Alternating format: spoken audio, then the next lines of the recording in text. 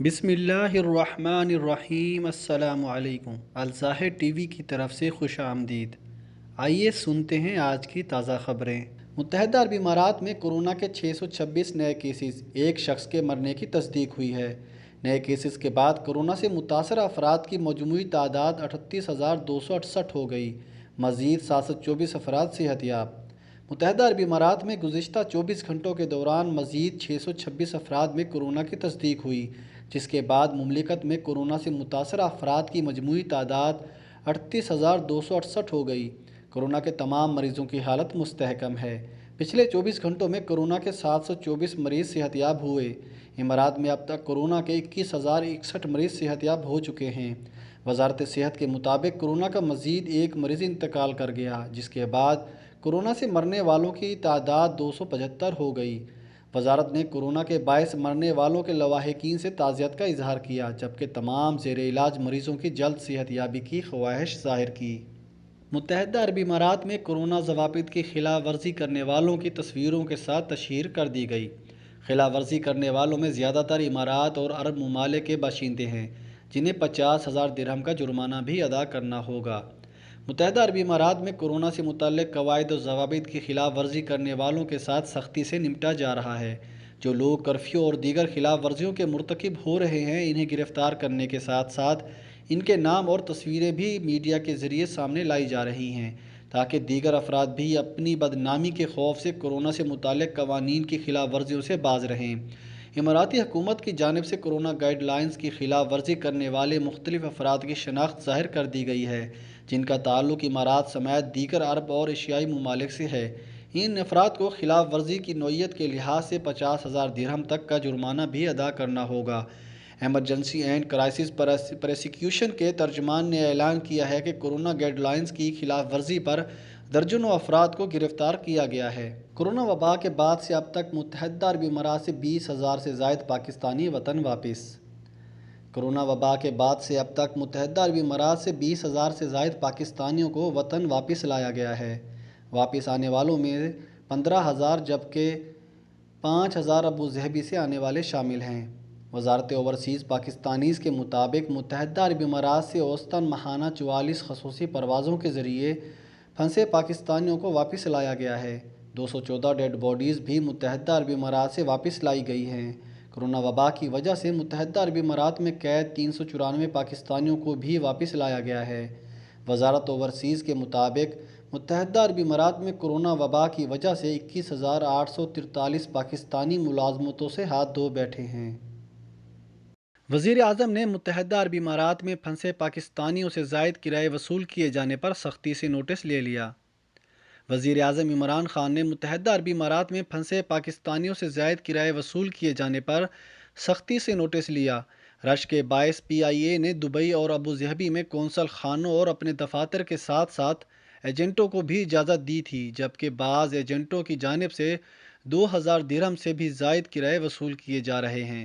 وزیر اعظم کی ہدایت پر وزیر ہوا بازی غلام سرور نے پی آئی اے کو کرایوں کو کنٹرول کرنے کی ہدایت جاری کر دی۔ ترجمان پی آئی اے کے مطابق پی آئی اے کا متحدہ عرب امارات سے پاکستان کے کسی بھی شہر کا یک طرفہ کرایہ 1,120 درہم ہے۔ ترجمان نے کہا ہے کہ پی آئی اے اسے ٹکٹوں کے حصول کے لیے مسافر متحدہ عرب امارات میں سفارت خانوں میں قائم دفاتر، پاکستان میں پی آئی اے کے کسی بھی بکنگ آفس یا دبئی اور ابوظہبی کے ایجنٹ سے حاصل کیے جا سکتے ہیں۔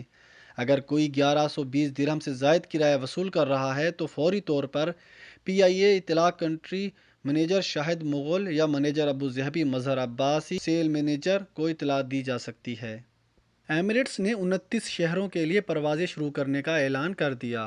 متحدہ عرب امارات کی حکومت کی جانب سے ٹرانزٹ مسافروں کے لیے سفری خدمات پر 15 جون سے پابندی اٹھانے کا اعلان کیا گیا ہے، جس کے بعد ایمریٹس مسافروں کو اپنے بوئنگ 300 777 جہاز پر مزید 16 شہروں کے لیے سفری سہولیات فراہم کرے گا۔